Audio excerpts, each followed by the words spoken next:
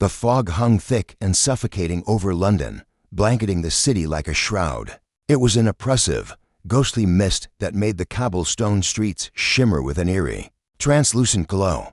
Few dared to venture out at this hour, but Detective Hastings had no such luxury. His sharp eyes surveyed the scene as he stepped into the damp alleyway, his footsteps muffled by the fog's embrace.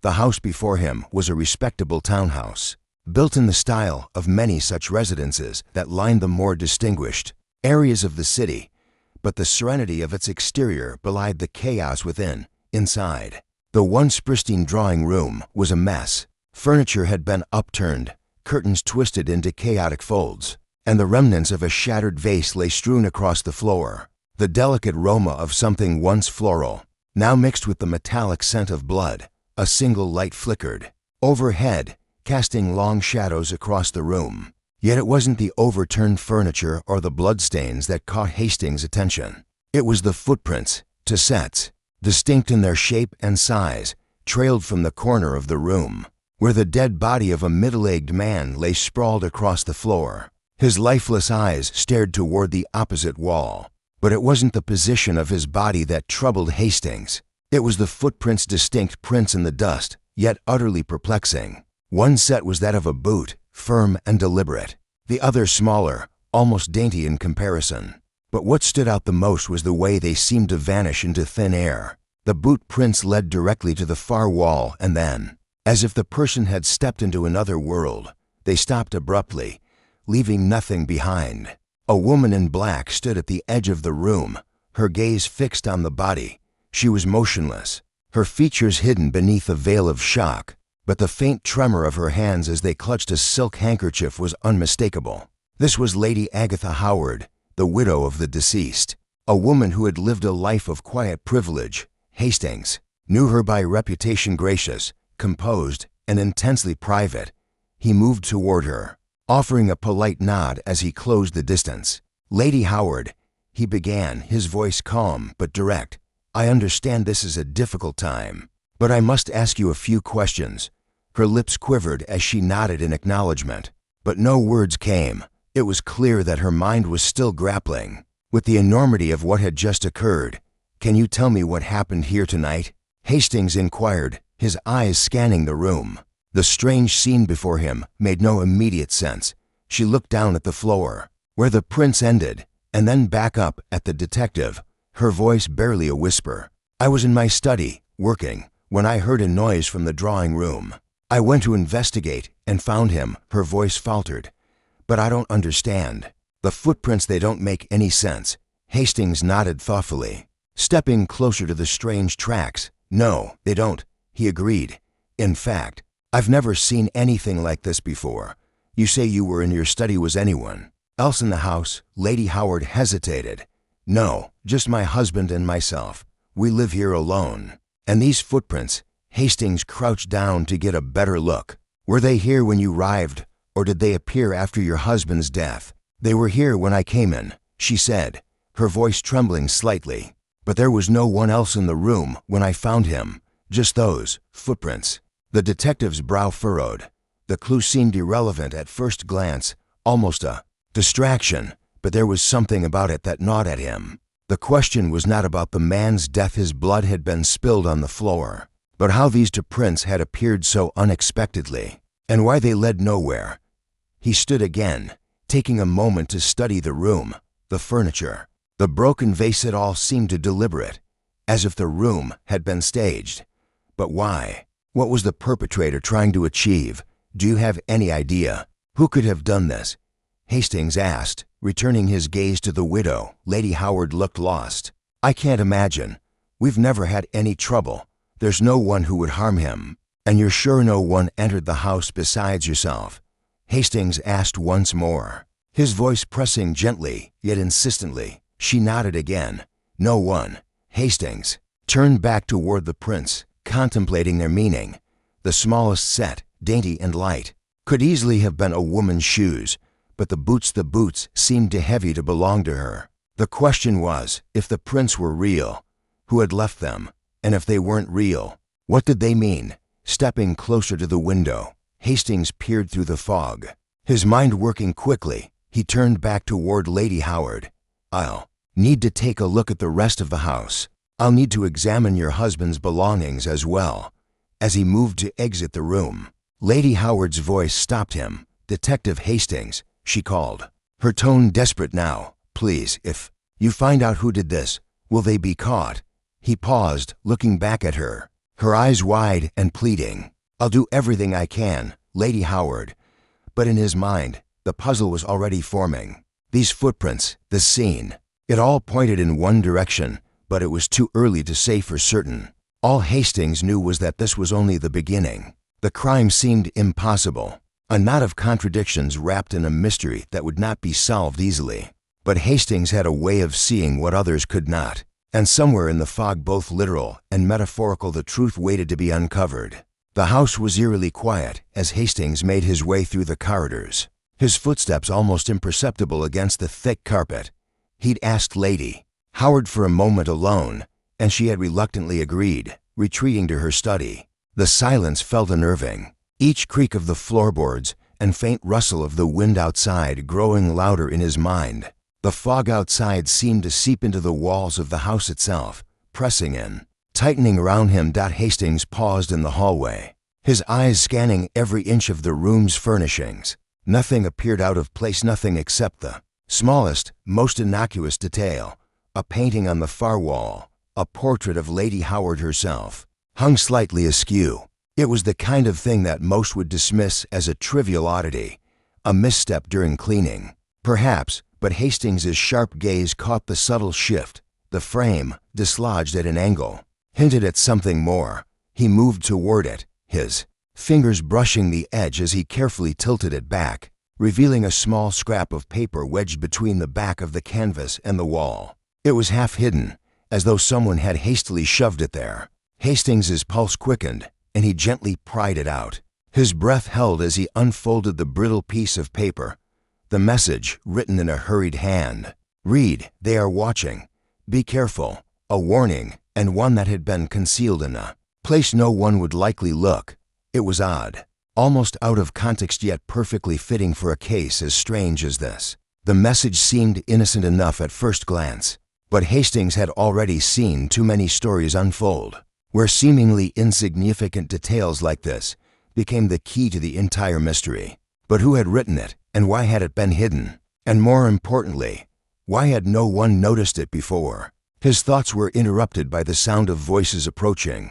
He tucked the paper away in his coat pocket and continued down the hall, moving silently but with purpose. In the drawing room, the constables were still going through the motions, sifting through the remains of the shattered vase, combing through the area for fingerprints and measuring the blood splatters. One officer, a young man with a nervous energy about him, stood by the door, looking more confused than competent. It was clear he hadn't been involved in many murder investigations. Hastings watched him closely for a moment before turning his attention back to the more methodical approach of the lead investigator, Inspector Wells. Wells was a seasoned man, his sharp gaze betraying no emotion as he worked. He was the kind of investigator who followed the rules to the letter, methodical and thorough. But Hastings had always found him predictable to predictable, where Wells saw routine. Hastings saw gaps. The detective took a step forward, his eyes flicking over the room. "Have you found anything unusual, Inspector?" Hastings asked, his voice calm but tinged with curiosity. Wells paused for a beat before answering, glancing up from the body. "Nothing. We have it already noted, Detective. We're following the standard procedure. No signs of forced entry. The victim's personal effects are in order, and there's no indication of a struggle outside the scene." Hastings nodded, but his attention had already shifted.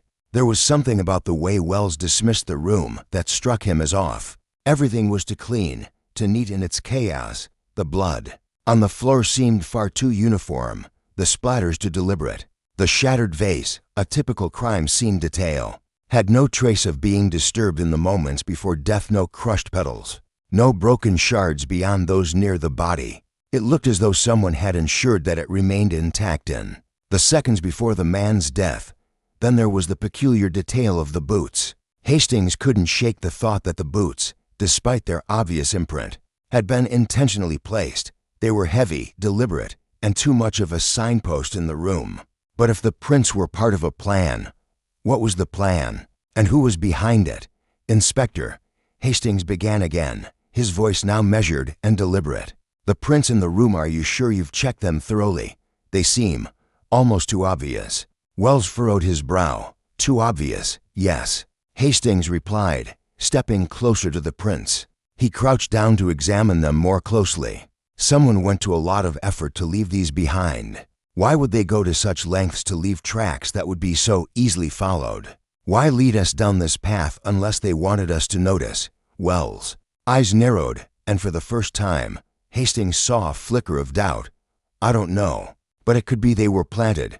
We've already found prints near the door, so there's no indication that the killer left in a hurry. Hastings stood, taking in the entire room again. He was beginning to sense the structure of the crime, but there was a piece missing, something small and vital that he had yet to uncover then. Something caught his eye, a glint of silver from the corner of the room, a cufflink, lying innocuously in the dust. Hastings stepped forward, his fingers brushing it gently as he picked it up. The cufflink was engraved, its design too intricate to be a simple accessory. The initials were faint but legible. R.H. Interesting, Hastings murmured, holding it up for Wells to see. The inspector looked at the cufflink with mild indifference. One of the victims, perhaps, possibly, Hastings said, his mind working quickly. But it's odd that this would have been left behind so carelessly. It doesn't quite match the rest of the room, does it? No, it doesn't, Wells agreed slowly, his voice betraying a hint of unease. Hastings studied the cufflink a moment longer, before turning to the constable still hovering by the door. Have you checked the other rooms? He asked. The victim's personal effects, perhaps his wardrobe. The young constable nodded, a bit flustered. Yes, sir. His things are still in order upstairs. Then let's take a look at them, shall we? As they ascended the staircase, Hastings felt a sense of growing urgency. The pieces were starting to fall into place, but the puzzle was still incomplete. He had the feeling that someone in this house knew more than they were letting on. Someone was hiding something. And it wasn't just the dead man's cufflink that held the key to the truth. The fog outside had begun to clear, but in this house, the mysteries only deepened with every step he took. The house was suffocatingly quiet, the atmosphere thick with unspoken tension. As Hastings stood in the dimly lit hallway, waiting for Lady Howard to arrive, his mind was still churning over the latest developments. The cufflink, the strange note hidden behind the painting, and the incongruity of the footprints. It was becoming clearer by the minute that someone in this house was hiding something. But who and why go to such lengths to obscure the truth? His instincts told him that Lady Howard was no simple widow caught in the wake of a tragic event. There was more to her than met the eye. The door creaked open, and Lady Howard stepped into the hallway, her presence as poised and controlled as ever. Though her face seemed a shade paler than before, her eyes locked with Hastings's for a moment, and he could see the briefest flicker of something. Was it guilt? Before she masked it with a practiced smile. Detective, she said, her voice soft, though there was a noticeable tremor to it now. You wanted to speak with me again. Hastings nodded, his gaze never leaving her.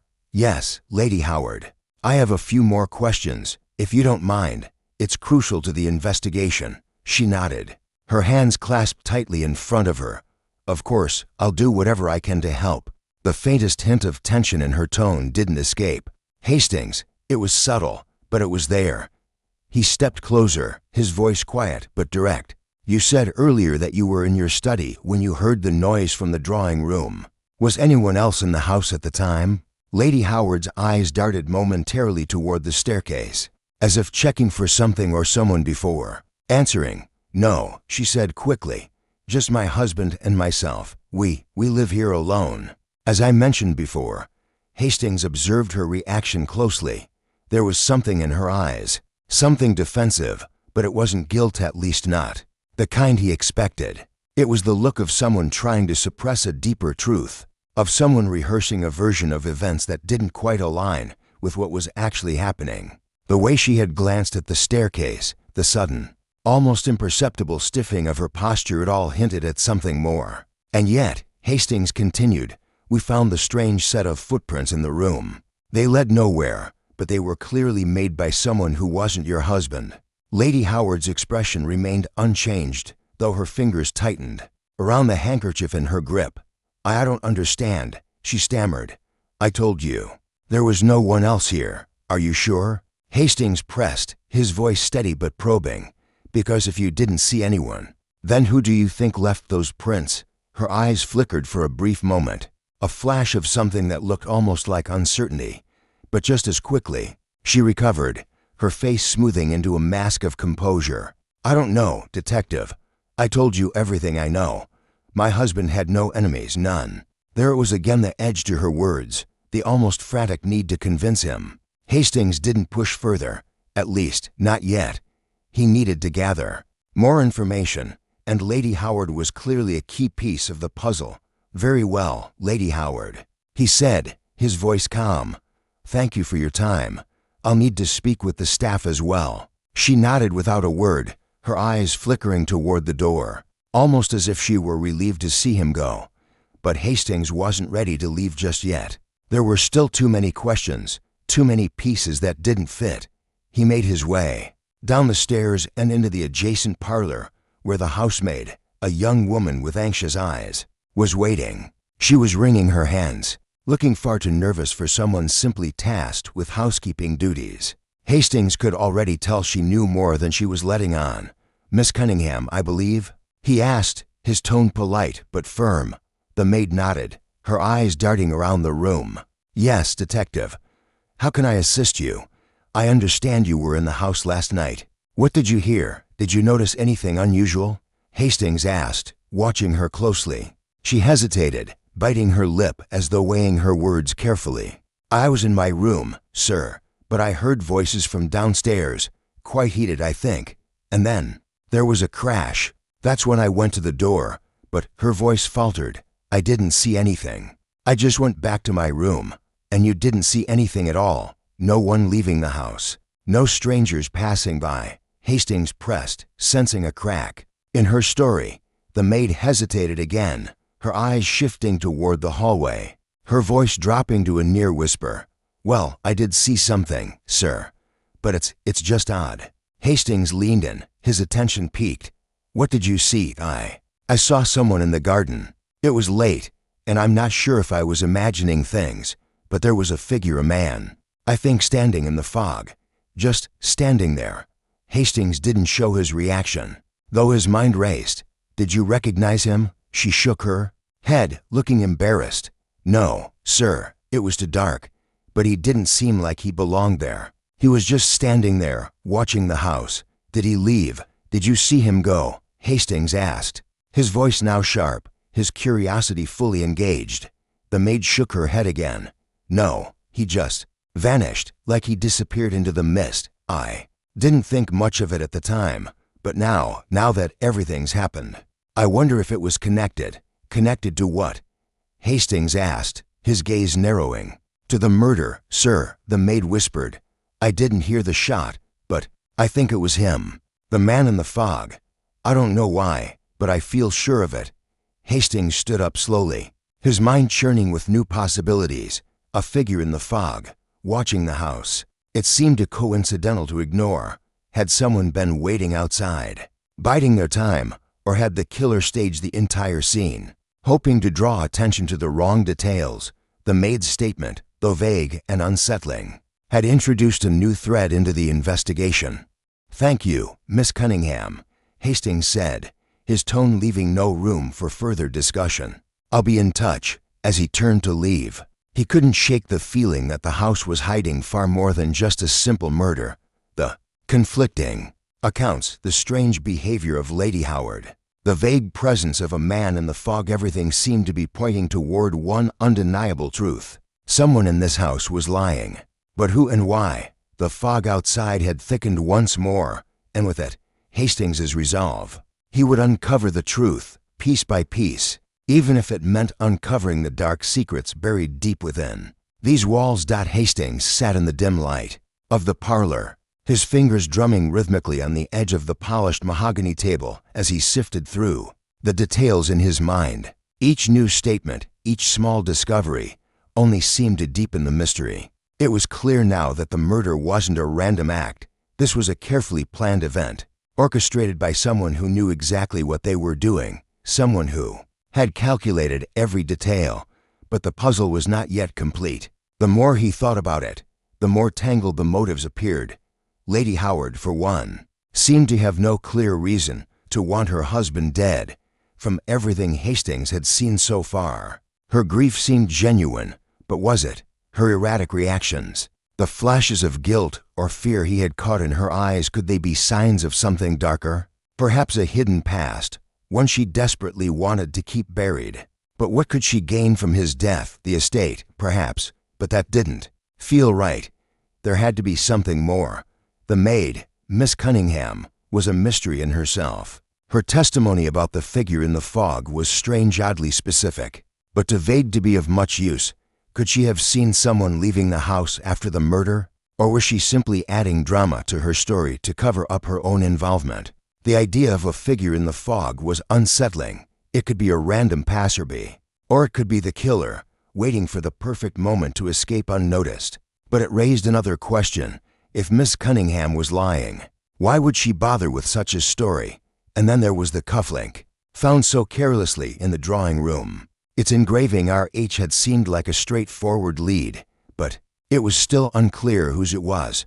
Was it the victim's or someone else's? What if it had been planted there to mislead the investigation? It was too easy to dismiss as a mere piece of jewelry, but something told Hastings there was a deeper connection. As he continued to process the fragments of the case, the sound of footsteps broke his concentration. He turned, his eyes meeting the gaze of Inspector Wells, who entered the room looking tense and slightly out of breath. "Detective," Wells said, his tone clipped, "I've been going over the alibis of everyone in the house. There's something strange about all of them." "Go on," Hastings replied, his voice steady, his attention never wavering. "Lady Howard," Wells continued, "was in her study at the time of the murder, according to her own account.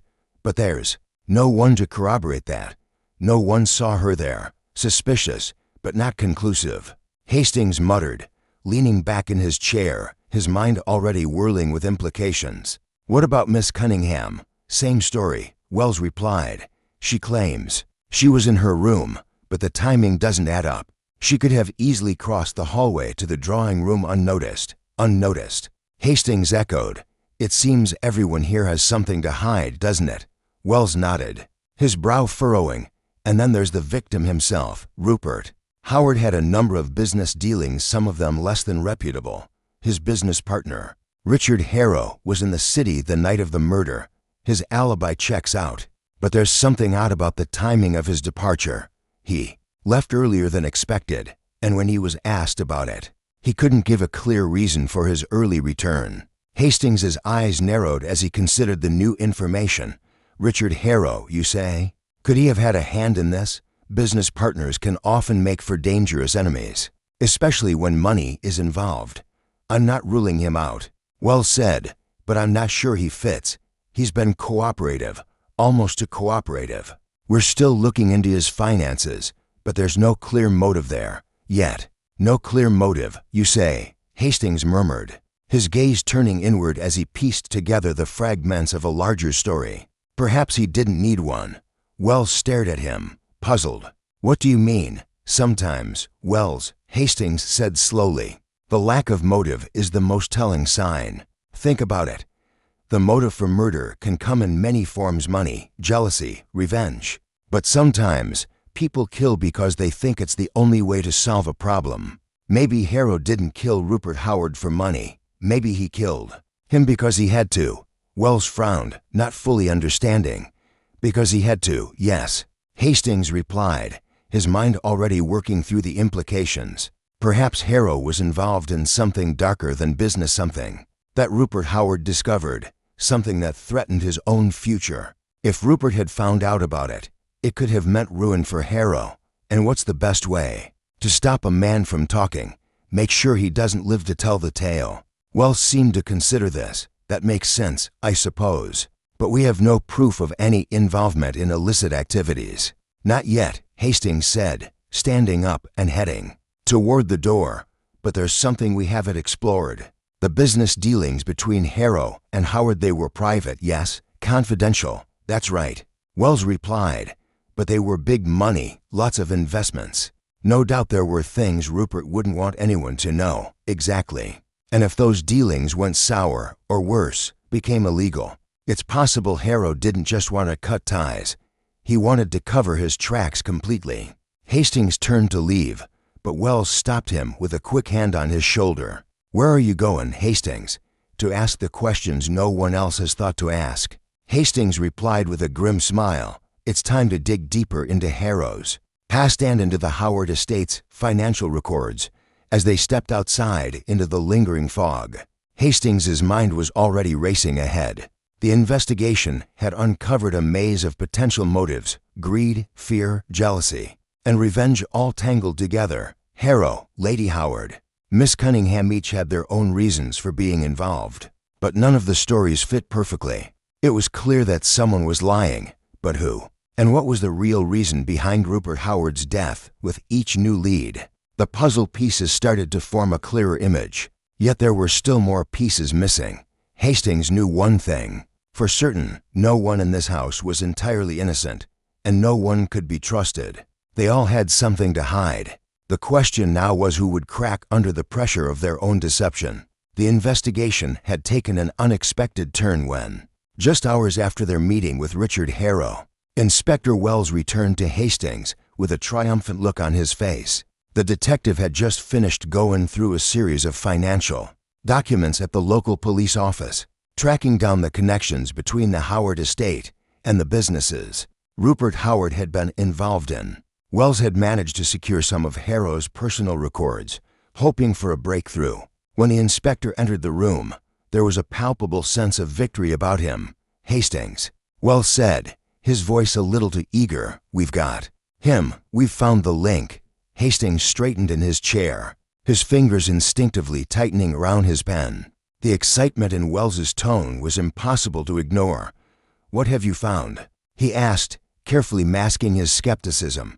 Wells laid a set of documents on the desk, pointing to a particular piece of paper. "Richard Harrow has a significant gambling debt, a massive one. He owed Rupert Howard a considerable sum of money, enough to drive anyone to desperate measures. We also found a record of a late-night meeting between the two, just days before the murder. It's all there, black and white." Hastings leaned forward, eyes scanning the papers. The evidence was compelling, no doubt about it. The debt, the meeting, the desperate circumstances, it all pointed to Harrow as the culprit. For a moment, it felt as though the case was finally coming together. The fog that had clouded Hastings's mind for so long began to lift. But as he read through the documents, something nagged at him. There was a disconnect. A sense of unease settled over him, as though he was about to be lured into a trap. "Hastings," Wells's voice broke through his thoughts. "It's all here. Harrow had every reason to kill Howard. Financial ruin, desperation, it all fits." "It does," Hastings replied slowly, not looking up from the papers. "It fits too well." Wells raised an eyebrow. "What do you mean?" Hastings sat back, tapping his fingers against the edge of the desk. "It's just too convenient. The debt, the meeting, everything lines up so perfectly that it almost feels staged. Like someone wanted us to find this information." Wells scoffed. "What are you saying? The evidence is right in front of us. Harrow killed Howard, and he left a trail. What more do you want?" "I'm saying," Hastings replied, his tone measured, "that the case may not be as clear as it seems. Harrow may have had a motive, but there's still something that doesn't add up. He's too obvious. Sometimes the most apparent solution is the one that hides the truth." Wells was quiet for a moment, clearly agitated. "So what are you suggesting? That we're chasing shadows?" Hastings stood up, pacing the room as he thought. "I'm suggesting that we might be jumping to conclusions. What if Harrow isn't the killer at all? What if someone else, someone closer to home, set him up? What if someone wanted us to believe Harrow was guilty, to give us a false victory?" The words hung in the air, and for the first time in days, Wells looked unsure. "You think someone planted the evidence, not just planted it," Hastings said, stopping to face him. I think they made sure we found it. Someone who knew we would be looking into Harrow. Someone who had the perfect opportunity to manipulate the situation." Wells looked torn. His instincts as a detective at odds with Hastings's more methodical, nuanced approach. But who would do that, and why? Hastings didn't answer immediately. His mind was already piecing together the possibilities, running through every detail of the case that they had dismissed in favor of the easy answer. Lady Howard had been the most obvious suspect at first, but the more he thought about it, the more he realized how easily she could have been pushed into the role of grieving widow. Miss Cunningham, the maid, had been a mystery from the start. Her story about the figure in the fog seemed convenient, but could she have known something more than she let on? Then there was the oddity of the prints, the ones that led nowhere. They had been so meticulously placed, but what purpose had they served? The idea of planting evidence to frame someone had always been a possibility, but why Harrow? "You're right," Wells said, his voice now uncertain. "It feels too clean, too easy. But that leaves us where? What's our next step?" Hastings had already made up his mind. "We need to dig deeper, look beyond the obvious. I'll start with the staff, especially the maid. There's something off about her story." Wells nodded slowly, as though still weighing the options in his mind. "And Harrow, we'll keep him on the radar. But for now, we leave him alone. He's too obvious, too eager to cooperate. There's a chance he's being used, but I don't think he's the killer." The detective felt the unease growing, like a weight on his chest. The trail had seemed to lead so clearly to Harrow, but now that same trail felt like a deliberate distraction. Someone was pulling the strings behind the scenes, and it was far from over. Hastings had learned to trust his instincts in these matters, and they were telling him that this victory, this piece of evidence that had everyone celebrating, was nothing but smoke and mirrors. The real killer remained out of reach, watching and waiting for the right moment to strike again. As the fog outside thickened once more, Hastings's mind was a blur of contradictions and half-formed thoughts.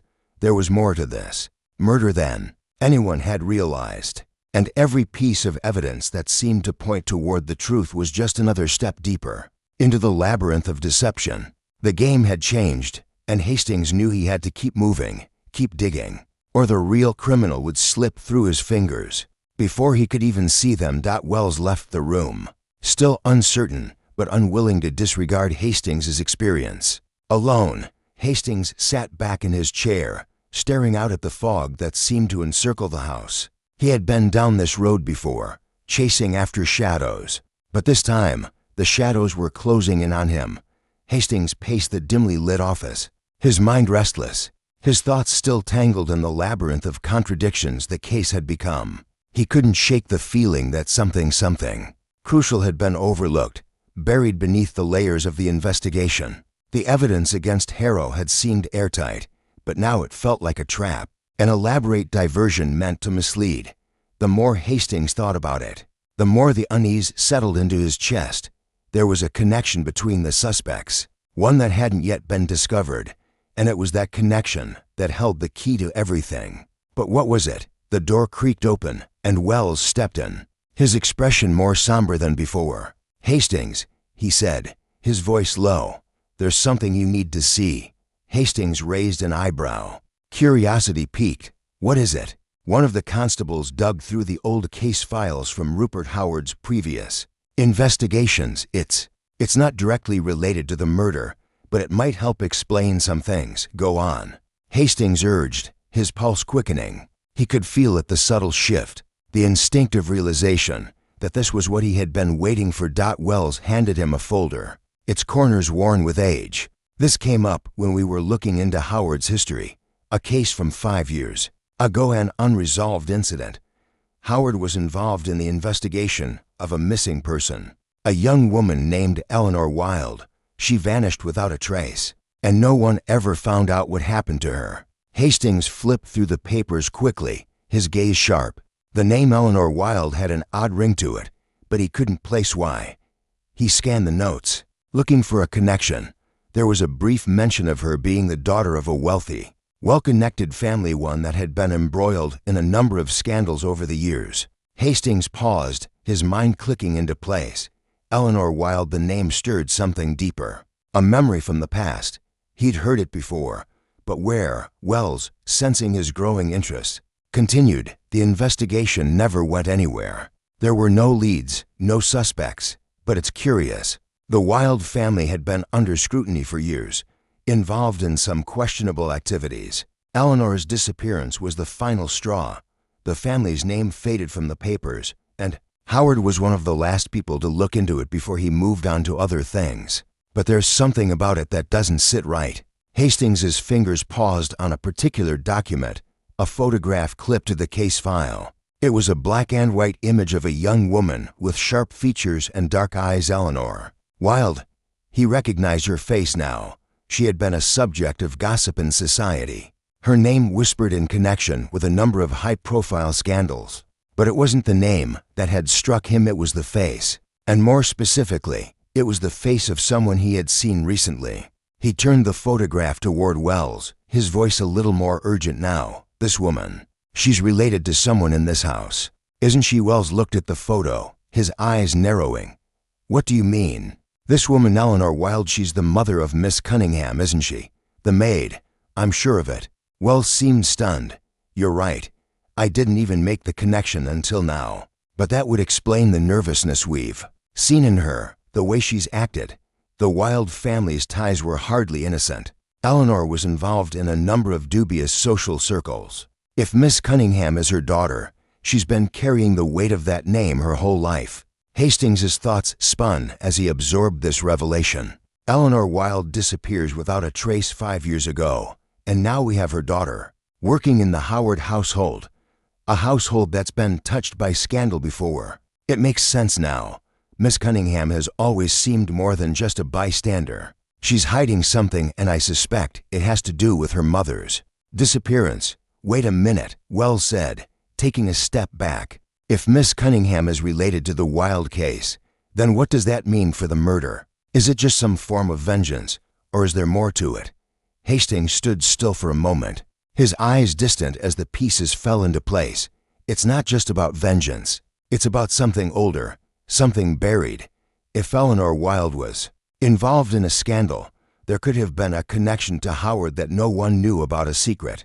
Perhaps something Howard uncovered during the investigation. If Howard knew something he shouldn't have, it could explain the motive. But why kill him? Wells asked, his brow furrowing. Why go this far if it was just to protect an old secret? Because, Hastings said slowly, sometimes the past doesn't stay buried.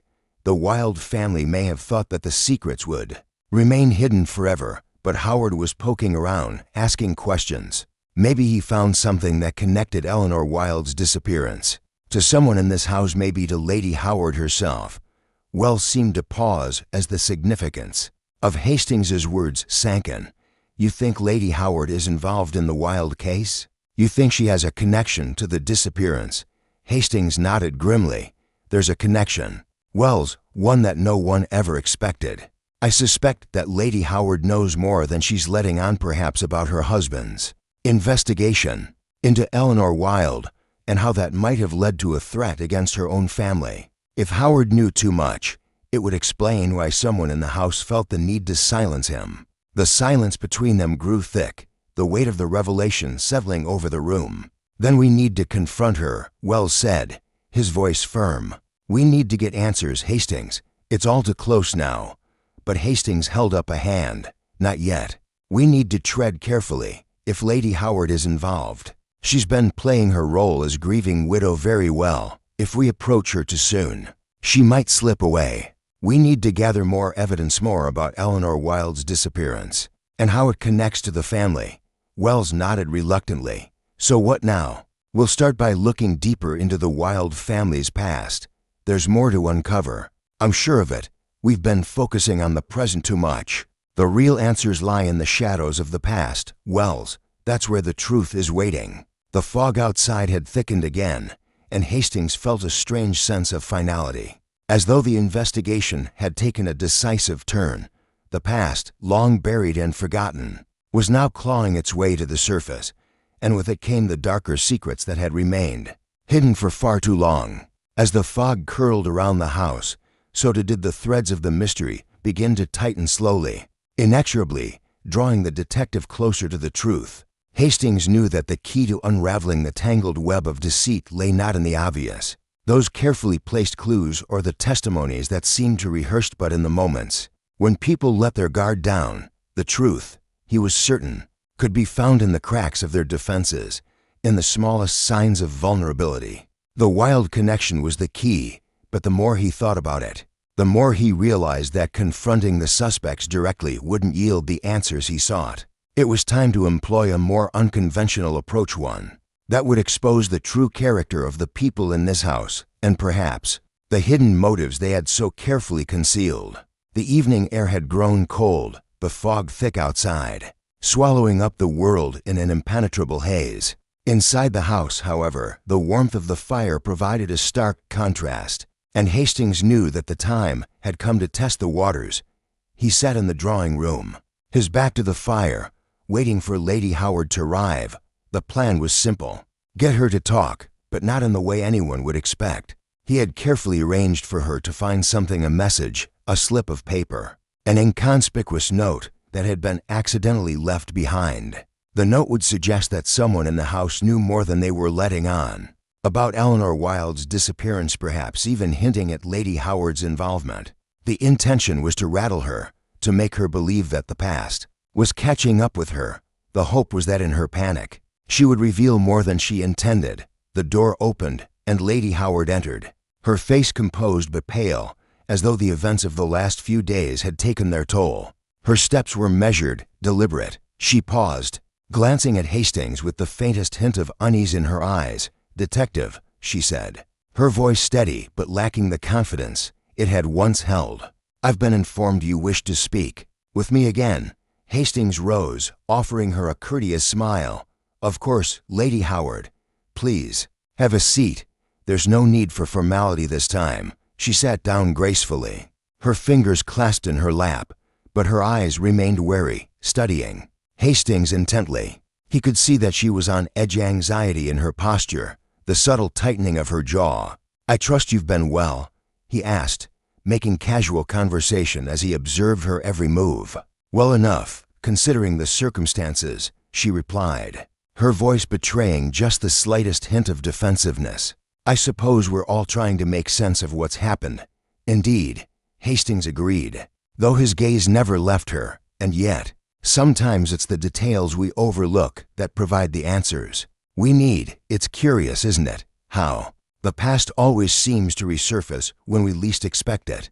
Lady Howard's eyes flickered, the faintest shadow passing over her face. "I'm not sure I understand." Hastings leaned back, his tone shifting ever so slightly. "Of course.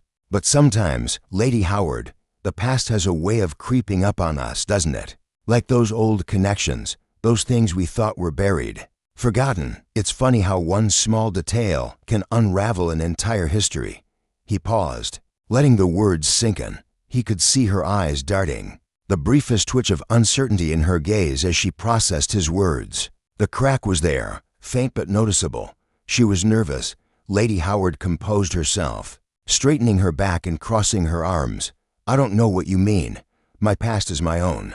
Detective, I've had no involvement in any of this." Hastings nodded slowly, as if considering her words. Of course. But you must understand, the connections we make in life, especially those from the past, can be unexpected. For instance, Eleanor Wilde's disappearance, while tragic, seemed to be little more than a footnote in the grand scheme of things. And yet, here we are, discussing her again. Funny how these things happen." Lady Howard's eyes narrowed, her expression hardening as though she was bracing for something. "Eleanor Wilde has nothing to do with my husband's death. I don't know why you keep bringing her up." Hastings allowed a slight, knowing smile to tug at the corners of his lips. "It's curious, don't you think, how one name, one small connection, can reopen old wounds? It makes you wonder how much of what we believe is true, and how much is a carefully constructed illusion." He paused, watching her closely. There it was again, another flash of discomfort, a crack in her composure. Her fingers tightened, just slightly, around the edges of her shawl. It was small, but it was enough. "Do you know what it feels like, Lady Howard, when something from your past resurfaces, something you thought was buried forever?" Hastings asked, his voice low, almost sympathetic. "It can be unsettling." There was a long pause. Lady Howard's eyes flickered, then focused on him with an intensity that sent a chill through the room. She spoke, her voice suddenly cold, controlled. "I don't appreciate your insinuations. Detective, if you think I'm involved in my husband's death, you are mistaken." Hastings leaned forward, his eyes never leaving hers. "I'm not accusing you of anything, Lady Howard, but I wonder, could someone else be trying to manipulate your past? Could someone be using the secrets you've worked so hard to bury against you?" Lady Howard's gaze faltered, just for a moment, long enough for Hastings to catch the subtle shift. It was a sign of vulnerability, the briefest crack in her perfect mask. The facade she had worked so hard to maintain was slipping. "Who are you accusing?" she demanded, her voice sharp, her composure beginning to fray. Hastings didn't answer immediately. Instead, he reached for the note he had carefully prepared earlier, one that had been accidentally left behind in the parlor. He let it fall onto the table in front of her, its edge catching the firelight. Lady Howard's eyes darted to the note, and Hastings watched as her breath caught in her throat. The note, of course, contained nothing incriminating, just a few carefully chosen words that alluded to old secrets, vague enough to trigger a response. But it was enough. Her hand moved towards the paper instinctively, and for a split second, Hastings could see the fear in her eyes, the fear that someone else knew too much. "Do you recognize this?" Hastings asked quietly. Lady Howard's face drained of color as she hesitated. Her fingers hovered over the note, trembling just slightly before she steadied herself and pulled her hand back. "I don't know what this is," she said, her voice a little too steady. "But I assure you, Detective, I have nothing to hide." Hastings didn't push her further. The reaction had been enough. He knew now that Lady Howard was hiding something from the past, something she thought was long buried. Her response, her subtle fear, had revealed more than any confession could. The deception was deeper than he had anticipated, and the game was far from over. "Of course," he said softly, his eyes never leaving hers. "But sometimes, Lady Howard, the truth finds a way to reveal itself, even when we try to hide it." As the fire crackled in the hearth, and the fog continued to press against the windows, Hastings felt the weight of the moment. The shadows of the past were creeping closer, and with them, the true nature of the crime was finally beginning to come into focus. Lady Howard might have been able to keep her secrets hidden from the world, but not from him, not anymore. The following days felt like a delicate tightrope walk, each step forward in the investigation matched by a new layer of complication. Hastings had always known that the path to the truth would be a winding one, but he had begun to realize just how far some were willing to go to keep their secrets buried. The quiet unease that had settled in him after his conversation with Lady Howard had only grown stronger with each passing hour. There was something she wasn't telling him, something dark and hidden beneath her calm, composed exterior. It was late one evening, the fog heavier than usual, when Hastings sat in his office, sifting through the last of the papers related to the Wilde case. His thoughts were preoccupied with the possible connection between Lady Howard and Eleanor Wilde's disappearance. The pieces were beginning to fit neatly, perfectly. He needed more, something concrete, something irrefutable. Just as he reached for the file on Eleanor Wilde, a soft knock interrupted his thoughts. He glanced up, expecting it to be Wells, who had been assisting with the financial documents and alibis, but instead, it was Miss Cunningham, her eyes wide, her face pale, as though she had seen a ghost. "Detective Hastings," she said, her voice trembling. "There's something you need to see. You must come quickly." Hastings raised an eyebrow, a sense of foreboding creeping up his spine. "What is it, Miss Cunningham?" Her gaze darted nervously, and she stepped inside the office, closing the door behind her. It's the papers, the evidence you've been looking through. It's gone. All of it. Everything you were working on." A cold weight settled in Hastings's chest. He stood immediately, his mind racing. "What do you mean, gone? How could it have disappeared?" Miss Cunningham wrung her hands together, the tension in her body unmistakable. "I don't know. I went to the study this afternoon to bring some tea to Lady Howard, and when I returned, I found the documents were missing. The drawer was open and everything was gone, just vanished. Hastings could feel his heart rate quicken. This wasn't just a coincidence. Someone had deliberately tampered with the evidence, and it wasn't the first time he had sensed that someone in this house was working against him. But who and why? Did you see anyone? Hastings pressed, already moving toward the study. No, she replied, shaking her head. I didn't see anyone. But there was something odd, something I couldn't explain. What was that? There was a faint smell in the air, she said, her voice barely a whisper, as if even recalling it made her uneasy, like smoke or something burning. But I didn't see anything. Hastings's thoughts whirled. Smoke, burning. Could the evidence have been destroyed? If someone had tried to burn the papers, it meant they had known the significance of what was inside them, known that it could expose the truth. Show me, he said, his voice hard, focused. Lead the way. They made their way down the dimly lit corridor to the study, where the air still held a faint trace of the peculiar scent Miss Cunningham had mentioned. Hastings stepped inside, his eyes scanning the room. The desk had been hastily searched, papers scattered about, but there was no sign of fire damage. Not yet. The drawer, where the files had been kept, was open, its contents upturned. But it was what he found next that made his blood run cold. A single, crisp corner of paper was peeking out from behind the overturned chair. Hastings carefully bent down to retrieve it. It was a small fragment of one of the pages from the file, a page that had clearly been ripped out. His fingers tightened around the fragment, and he glanced up at Miss Cunningham. Did you see anyone in this room before? She shook her head quickly. No, detective, no one. I would have noticed. Hastings didn't respond immediately. Instead, he turned the fragment over in his hands, trying to make sense of the situation. The fragment itself wasn't just any old page. It had been deliberately torn out. Someone had wanted to destroy it, but in their haste, they had failed to conceal it completely.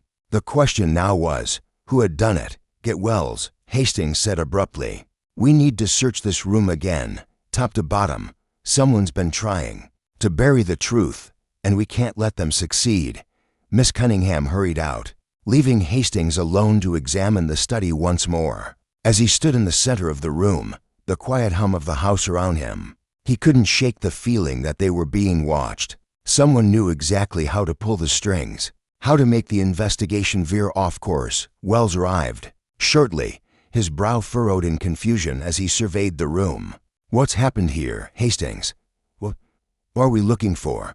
Hastings held up the torn paper fragment. This is what's left. Someone took the files, but they left this behind. We need to figure out what was on this page, and why it was the only part that wasn't destroyed. Wells took the fragment from him, inspecting it closely. This doesn't make sense. Why not just burn everything if they wanted to cover their tracks? Exactly, Hastings replied. It's as though someone wanted to destroy the evidence, but they couldn't bring themselves to destroy everything. They were trying to erase the truth, but something stopped them. They left this behind on purpose, and now it's our job to figure out why. As Wells moved to search the room, Hastings turned back to Miss Cunningham, who had been standing by the door. She looked even more frightened now, her face pale, her eyes wide with anxiety. Miss Cunningham, Hastings said, his voice low, do you know anything about this? Anyone who might have had a motive to hide this information? She hesitated, then slowly shook her head. I don't know, but I think I overheard something earlier. When I was cleaning the drawing room, I heard Lady Howard talking to someone. She was speaking in a low voice, and I couldn't hear the words, but there was urgency in her tone. Hastings's eyes narrowed. Lady Howard. The name echoed in his mind. She had been the one to act the most nervous during their last conversation. She had known more than she let on, and now it seemed that someone was doing everything in their power to protect her. Who was she talking to? Hastings pressed, his voice steady but insistent. Miss Cunningham looked hesitant, her eyes flickering with uncertainty. I don't know. It was too quiet, but it was clear that it was important. Hastings didn't need any more clues. The pieces were falling into place faster than he could keep up. Lady Howard was at the center of it all, the wild connection, the stolen evidence, the strange behavior. She was hiding something, and it was something worth killing to protect. "Thank you, Miss Cunningham," Hastings said quietly. "You've been very helpful. But now we need to make sure nothing else is taken from us." As Wells continued searching the room, Hastings turned toward the door, his mind racing. They were running out of time. Someone was playing a dangerous game. And if they didn't act quickly, the truth would be buried for good.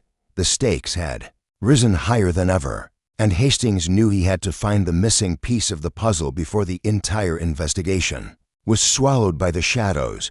The house had become a pressure cooker, its walls closing in on Hastings with every passing minute. The stolen evidence, the shattered calm of the investigation, and the increasing sense of urgency all pointed to one undeniable truth. Someone in this house was willing to go to great lengths to ensure the secret stayed hidden. Hastings could feel the stakes rising with every new piece of information, every shadow that crept closer. He knew now that Lady Howard was at the center of it all. But even as he pieced together the puzzle, there was a nagging feeling at the back of his mind. Something was missing, and he was running out of time. Thought it was just after midnight when it happened. The house, always shrouded in a haze of tension, seemed quieter than usual to quiet. Hastings sat in his study, going over the documents they had managed to salvage, when the sharp sound of a scream cut through the silence. Echoing from somewhere deep within the house, his heart lurched. Without thinking, he leapt to his feet, the weight of the moment settling in his chest. He knew that scream. It was unmistakably Miss Cunningham's. Hastings rushed down the hallway, his feet pounding the old wooden floorboards. He turned a corner and found himself at the foot of the grand staircase, where the faint light from a hallway lamp illuminated the scene. Miss Cunningham was standing at the bottom, her face pale, her hands shaking uncontrollably. "Miss Cunningham," Hastings called out, his voice steady but laced with urgency. She turned to him, her eyes wide with fear, her breath coming in short gasps. "Detective, it's gone. She's gone." "Who?" Hastings demanded, already fearing the answer. His heart skipped a beat. "Lady Howard." Miss Cunningham's voice broke as she spoke. She's not in her room. Her bed, it's been slept in, but she's gone. There's no sign of her anywhere." Hastings's mind raced. It didn't make sense. Lady Howard had been in the house all evening, though she had remained unusually withdrawn, pacing her rooms, her conversations few and strained. But now she had vanished, without a trace, and everything felt like it was slipping further out of control. "Are you sure? Are you certain she's gone?" Hastings asked, trying to steady himself, though the disquiet creeping up his spine was impossible to ignore. He had feared something like this, something desperate, a last-ditch effort to escape or cover up, but this felt more than just an erratic flight. "Yes, Detective," Miss Cunningham cried. "I swear, I went to check on her before I went to bed. Her room was locked from the inside, but when I managed to get in, she was gone. The window was wide open. No sign of a struggle, nothing. But there are footprints leading away from the house." Hastings felt his pulse quicken. Footprints. His eyes narrowed as he thought back to the strange tracks found in the fog that had initially confounded him. Could this be related? Had someone left these deliberately to mislead him into following the wrong trail? He rushed past Miss Cunningham, heading straight for Lady Howard's room. The door was indeed locked, but Hastings had grown used to working with the subtle signs that revealed the truth. It didn't take long for him to find the key, hidden discreetly on a nearby shelf. He turned it in the lock, his breath steady, and pushed the door open. The room was eerily still. The bed was undisturbed, the sheets crumpled just enough to suggest that someone had indeed been there earlier. Hastings stepped inside, his eyes scanning every inch of the room. The window was open, the curtains swaying slightly in the chill of the night air, but it was the floor near the window that caught his attention. There, in the dust, were faint traces of footprints, large, heavy ones, leading away from the house and disappearing into the fog. Who would leave in the dead of night? Hastings muttered to himself, crouching down to examine the prints more closely. There was something deliberate about their placement. They were fresh, but they didn't match the erratic pace of someone in a hurry. Whoever had left them had done so with a purpose, as though they wanted to be found. "Detective, what's going on?" Wells's voice broke through the tension in the room. Hastings stood up quickly, his mind whirling. "Wells, Lady Howard has disappeared. She's gone. And I'm certain someone in this house is behind it." Hastings paused. "But there's something more. These prints don't tell the whole story. Someone was expecting us to follow them, expecting us to believe she just ran off." Wells stepped forward, his eyes darting between the window and the floor. "Do you think she left willingly, or was she taken?" Hastings stood still for a moment, his gaze fixed on the prints that led into the fog. "No, she wasn't taken," he said slowly, his voice heavy with thought. "This was calculated. She made a choice to disappear, perhaps as a final attempt to cover her tracks, to escape whatever truths were catching up to her. But I think this is just the beginning." He stood, making his way to the door, where he paused for a moment, listening to the silence in the hall. "We need to search the grounds, Wells, and we need to find out where those footprints lead. Someone has orchestrated this. Someone is still several steps ahead of us." The fog outside had thickened, now a near impenetrable wall that swallowed everything in its path. The mansion felt like a prison, each room a shadow, each hallway a trap. Hastings knew that the real danger wasn't just in what had happened, but in what was still to come. The killer, whoever they were, wasn't finished. They were playing a long game, and Hastings had to catch up before another crime was committed. As they stepped outside, the cold night air bit at their skin, the fog curling around them like a living thing. Hastings's eyes scanned the area, his heart pounding. The footprints were still visible, leading off into the distance. The path seemed to vanish into the fog, a ghostly trail that held the promise of more secrets, more lies, and more blood. But then, just as they began to move forward, there was another sound, a sudden, sharp cry that echoed from the far side of the grounds. Hastings's breath caught in his throat, and without thinking, he sprinted toward the sound, his every instinct screaming at him that the night had just taken another, darker turn. The cry echoed again, this time more faint, more desperate. Hastings rounded the corner of the house, and what he saw froze him in his tracks. There, lying in a pool of her own blood, was Miss Cunningham. Her eyes were wide open, her body limp, and her mouth parted as if she had been trying to scream. One last time, Hastings's heart sank as he knelt beside her, already knowing the answer. It was too late. The villain had struck again, and this time, it wasn't just the truth they were trying to bury, it was anyone who got too close to it. His mind raced. The pieces were falling into place, but there was one thing that was clear. Now more than ever, the game had just escalated, and there would be no easy way out. The killer was still in the house, still watching, and now they were willing to kill anyone who stood in their way. The stakes had risen dramatically, and Hastings realized that he wasn't just solving a crime anymore. He was fighting to prevent another tragedy. The moment Miss Cunningham's lifeless body lay at Hastings' feet, time seemed to constrict. The world narrowed to the cold imprint of her silence, the stillness of her hands, and the dark stain spreading through the gravel path beneath her. The fog swallowed her final cry as though the night itself conspired to erase it. Wells arrived. Moments later, breathless and grim. "We have to call for reinforcements," he said hoarsely, his eyes refusing to settle on the body. This is beyond the house now." Hastings shook his head slowly. "Not yet. If we bring the outside in too soon, we'll lose whatever control we have.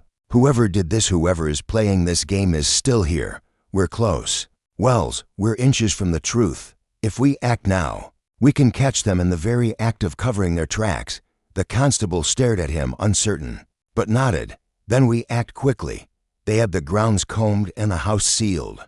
Within the hour, every room was checked, every window locked. The staff were gathered in the drawing room under the watchful eyes of 2 local officers. Hastings had finally summoned, but not before ensuring that no one could slip away. Miss Cunningham's death had been precise, silent, no struggle, no signs of panic. It had all the hallmarks of a final warning. Back off or more will follow. Hastings returned to the study, needing distance from the grief and fear that now clung to the house like damp on stone. He sat behind the desk and tried to reassemble the timeline, not just of the crimes, but of the emotions surrounding them. Lady Howard had vanished. Miss Cunningham had died within hours. The missing evidence, the footprints in the fog, the unresolved case of Eleanor Wilde, it all floated in his mind like fractured glass. Yet there was a thread, faint but constant, tugging at the edge of his thoughts. He stared at the fragment of paper he had recovered the day before, just a corner, scorched, slightly at the edge, bearing part of a handwritten sentence. Never forgive myself if. It had haunted him since he'd found it, the kind of unfinished thought that begged to be completed. He tried to recall Eleanor Wilde's case again, the gossip, the connections, and then suddenly he remembered the old drawing room conversation from earlier in the investigation, an offhand remark from Lady Howard, meant as a deflection at the time. She was always more clever than people gave her credit for, her mother saw to that. It had struck him then as a vague compliment toward Miss Cunningham, but now, with Eleanor Wilde confirmed as her mother, it sounded different, much different. He rose sharply, pacing the room now, his pulse rising with fresh urgency. She had said her mother, but Miss Cunningham had never acknowledged that Eleanor Wilde was her mother aloud. How would Lady Howard have known, unless she had known all along? The puzzle began reassembling itself in his mind faster now, the pieces clicking together. Lady Howard hadn't just known Eleanor Wilde. She had been complicit in the events surrounding her disappearance. The note fragment, never forgive myself, could easily have been a confession, written by Howard himself. Perhaps he'd tried to confront his wife about the Eleanor Wilde affair. Or worse, he had uncovered a conspiracy between Eleanor and someone in the household. And then there was the footprint in the fog, the footprint that didn't match the boots found in the hallway. Hastings turned to his notes again, flipping back to the original sketch he'd made. The weight distribution, the stride length, it was all wrong for a man. It hadn't been Rupert Howard fleeing that night, nor a groundskeeper. It had been a woman, and Lady Howard's boots had never been checked. He moved quickly through the corridor toward the wardrobe in her bedroom. Her shoes were neatly arranged except for one pair, a set of low-heeled leather boots that were still faintly damp at the soles. Hastings knelt, turned one over. Mud clung to the treads, rich, dark soil not unlike that found near the edge of the garden path, where Miss Cunningham had been found, but not gravel, and not grass. Fresh earth. He knew exactly where to check. Next, in the far rear garden, shielded by thickets and twisted hedges, was the old well, unused for decades, its wooden cover warped and moss-ridden. It was one of the few places on the estate where a body or a truth could be hidden without much fear of discovery. Wells followed silently as Hastings led him out into the night once more. The fog had thinned, as if some unseen hand had peeled it back for this final unveiling. When they reached the well, Hastings circled it, boots crunching softly. Then he pointed down. The soil nearby had been disturbed recently. A small shovel, half buried itself, lay nearby. It wasn't just panic, Hastings said, kneeling down. Lady Howard didn't flee the house because she feared exposure. She fled to hide the final piece of the puzzle. He brushed back a layer of loose dirt. His hand struck something smooth and flat wood. A chest. Wells helped him pull it free. Inside was a bundle of letters, a velvet-covered notebook, and a small brooch distinctive and old, with the Wilde family crest embedded in the metalwork. Hastings opened the notebook carefully. The handwriting was unmistakable, Rupert Howard's. Page after page chronicled his regrets, suspicions, and ultimately, his knowledge of what had happened to Eleanor Wilde. There had been an affair, but not between Rupert and Eleanor. It had been Lady Howard and Eleanor Wilde, a clandestine relationship, one born from mutual disdain of their social trappings. But Eleanor had become unstable, possessive, paranoid, perhaps even violent. Rupert had discovered the truth too late, threatening to expose it.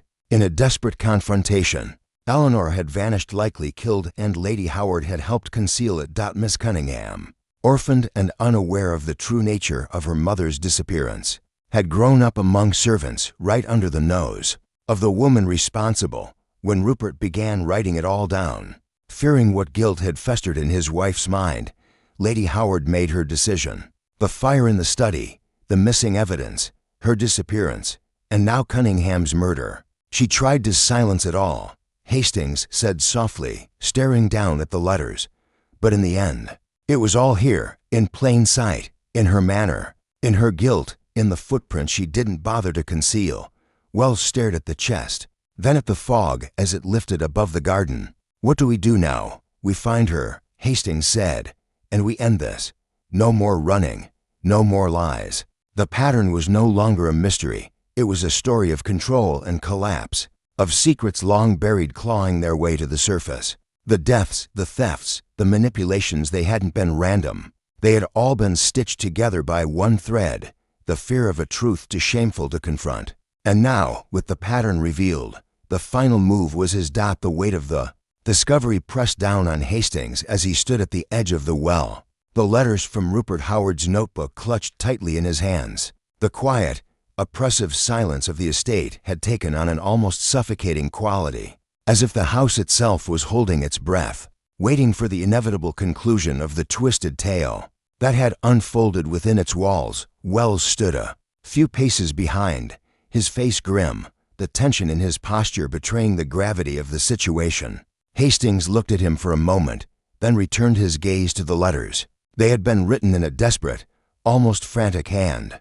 Rupert Howard had chronicled the downfall of his marriage, the unraveling of his own sanity as the weight of Lady Howard's actions pushed him closer to the edge. But there was more. There was always more. Hastings scanned the pages again, this time with greater care. As he read between the lines, the true horror of the situation began to unfurl, layer by layer. The affair between Lady Howard and Eleanor Wilde had not simply been a betrayal of their respective husbands, it had been something far darker. Eleanor, it seemed, had not only become an obsession for Lady Howard, but an anchor, a symbol of defiance against the very societal structures that had long oppressed both women. They had been partners, bound by shared secrets, and eventually by shared madness. But Eleanor had changed. She had become possessive, controlling, even violent, desperate to keep Lady Howard locked in a world of secrecy. The affair had begun to fracture, and Eleanor's paranoia had escalated, leading to an increasingly erratic series of threats. Rupert Howard had suspected the worst when Lady Howard had begun to retreat into herself, withdrawing from their life together, unable to confide in him, consumed by a fear that had little to do with her marriage. The letters painted a picture of a woman who felt trapped by her own guilt. Guilt over her role in Eleanor's disappearance. Guilt over the death she had caused. Guilt that had pushed her to commit another unspeakable act. The true motive, Hastings realized, was not about power or revenge. It wasn't even about the money or the Wilde family name. It was something far more insidious, fear and obsession. Lady Howard had never been truly free, even as she had tried to flee from the consequences of her past. She had carried the burden of Eleanor's memory, of the love they had shared, of the promises made, and the terrifying price of breaking them. That price had been paid in blood, not just once, but twice, and now it had claimed Miss Cunningham as its final victim. Hastings stood in the silence for a long moment, the full weight of the revelation settling in his chest. It wasn't just the murder of Miss Cunningham that had driven Lady Howard to extremes. It was the constant, overwhelming fear of exposure, of having her past finally catch up with her. The murder had been a desperate attempt to silence anyone who could connect the dots, anyone who could uncover the truth. "Wells," Hastings said, his voice barely above a whisper, "we've been looking at this all wrong. It was never about money. It was never about power. It was about fear. Fear of losing control over the one thing that kept her tethered to this life. Eleanor Wilde wasn't just a lover to Lady Howard, she was her obsession, her escape, and ultimately, her prison." Wells frowned, trying to process the enormity of what Hastings was suggesting. "So, you're saying it wasn't just about an affair gone wrong, that Lady Howard is more unhinged than we realized?" Hastings nodded slowly. "Much more. She killed Miss Cunningham because she couldn't bear the thought of anyone knowing the truth. Not just about Eleanor, but about herself, about what she had done, and what she had allowed to happen. She's been running from that truth for years." The pieces were all fitting into place now. The missing evidence, the false leads, the manipulation of the investigation. It had all been part of Lady Howard's attempts to control the narrative, to keep herself hidden behind the mask of respectability. But the mask had cracked, and in her panic, she had done the unthinkable. "We need to find her," Hastings said, turning toward Wells, his mind already racing with the steps they needed to take. "She won't be running anymore, but she's not done. If she's willing to kill once, she'll kill again. We can't wait any longer." The urgency in his voice left no room for argument. They knew Lady Howard was still in the house somewhere, hiding in plain sight. Perhaps more dangerous now than ever, the fear of discovery had driven her to the edge. And once a person reached that point, there was no telling what lengths they would go to preserve their dark secrets. As Hastings and Wells hurried back to the house, the cold weight of the fog pressed down on them once more, the darkness closing in. They knew that the next few hours would be crucial. The truth had been laid bare, but it had only led them to a more terrifying conclusion. The final act had yet to play out. Inside the house, the silence was palpable. The staff were still gathered in the drawing room, murmuring quietly among themselves, clearly unsettled by the events of the night. Hastings didn't waste time. He scanned the room for any sign of Lady Howard, his gaze sharp and calculating. She was nowhere to be found. "Wells," he said, his voice low, "check the servants' quarters. She may have gone into hiding, but she won't leave the house without leaving something behind, a trace, a sign." Wells nodded and moved quickly toward the back of the house, while Hastings remained, studying the faces in the room.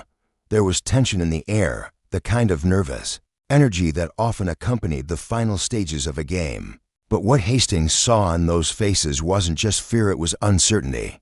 They didn't know who to trust anymore.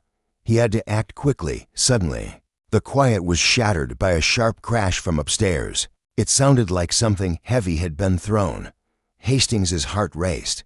This wasn't just a moment of panic. This was the final confrontation. Without thinking, he ran toward the staircase, Wells just behind him. They reached the upper hallway, and the door to Lady Howard's room was wide open. Hastings's eyes flicked to the floor, the same boots he had seen earlier, now discarded, lying on the floor. There were no footsteps beyond that. She had gone into hiding somewhere. The faintest creak of a floorboard echoed in the distance. Hastings turned sharply, following the sound. As he reached the corner of the hallway, he saw a hidden door, tucked away behind a long, unused drapery. It was just slightly ajar, the faintest sliver of light spilling through. "She's in there," Hastings muttered to himself. The door swung open with a sharp creak, and there, in the dim light, stood Lady Howard, her face gaunt, eyes wild, as if she had been waiting for this moment, for this confrontation. "You were never meant to find out," she whispered, her voice breaking. "But now you have, and it's too late for all of us." Hastings stepped forward, his voice steady. "It's never too late, Lady Howard. Not for the truth." The final truth, Hastings realized, was that Lady Howard's fear had driven her to this point. The fear of losing everything she had built, the fear of exposure, the fear of being nothing more than the woman who had loved and killed in equal measure. But the truth, no matter how deep it was buried, had a way of rising to the surface. And now, the game was over. Lady Howard stood in the dimly lit room, her back to the wall, eyes darting from Hastings to the door as if calculating her chances of escape. Her fingers trembled, but she held herself upright with the rigid posture of someone who had long ago resigned herself to a life of control and concealment. Yet, there was no escaping now. The web she had so carefully spun had unraveled, and there was no more room to maneuver. Hastings took a step forward, his presence unwavering. "You can't run from the truth, Lady Howard. It's already caught up to you." For a moment, she said nothing, her chest rising and falling with shallow breaths. The silence between them stretched, thick with the weight of what was about to unfold. Then she spoke, her voice low but tinged with a quiet defiance.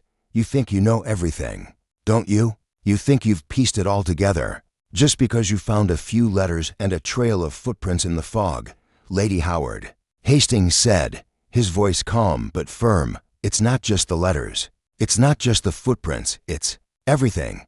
The way you moved through this house, the way you manipulated everyone around you. The guilt you tried so desperately to bury, but it always surfaced again, didn't it? Like the blood you've spilled, trying to erase your past." She flinched slightly at the mention of blood, but quickly regained her composure, a bitter smile tugging at the corner of her mouth. "You think it's so simple, that I was just trying to hide my past, but you don't understand. You have no idea what it's like to live in the shadow of a love that destroys everything in its wake.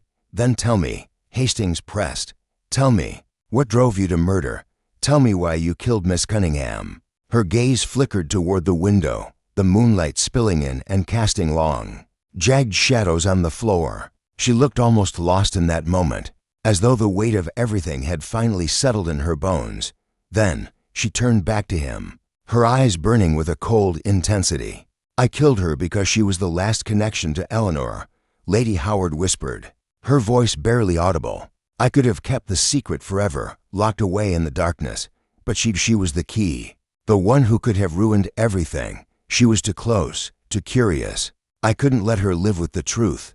I couldn't let her take everything I've worked so hard to build." Hastings's heart tightened. He had known, deep down, that this wasn't just about fear or guilt. It was something deeper, something far more twisted. Lady Howard hadn't just killed Miss Cunningham to cover up her past.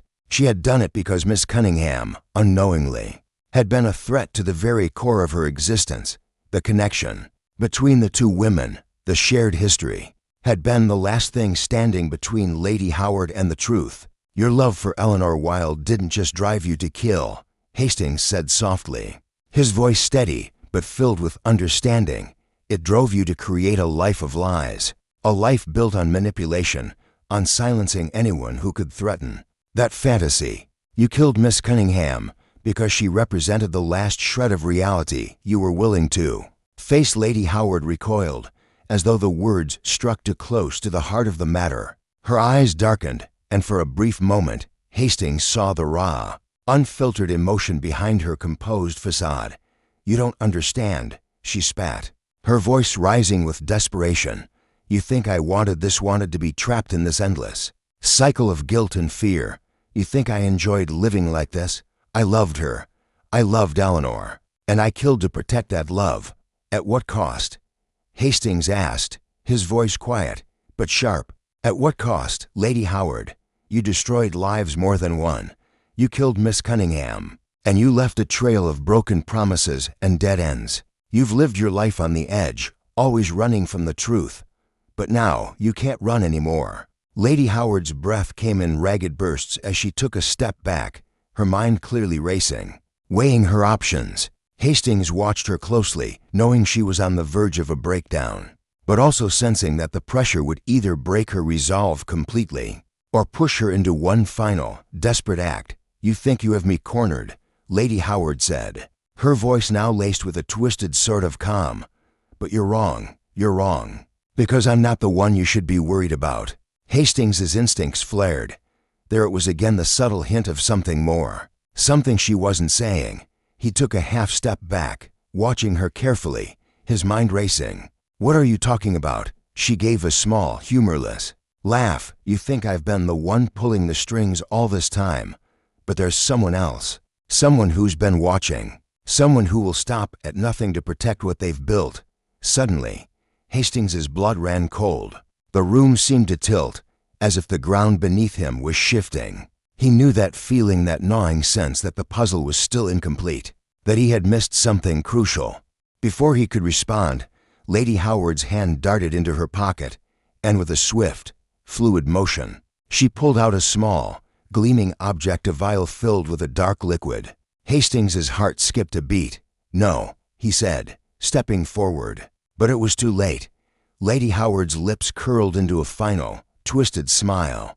"I'm not the only one with a secret, Hastings," she whispered, her voice laced with triumph. "And you won't be around long enough to find out what it is." She raised the vial toward her lips, but in the split second before she could take the poison, Hastings was on her.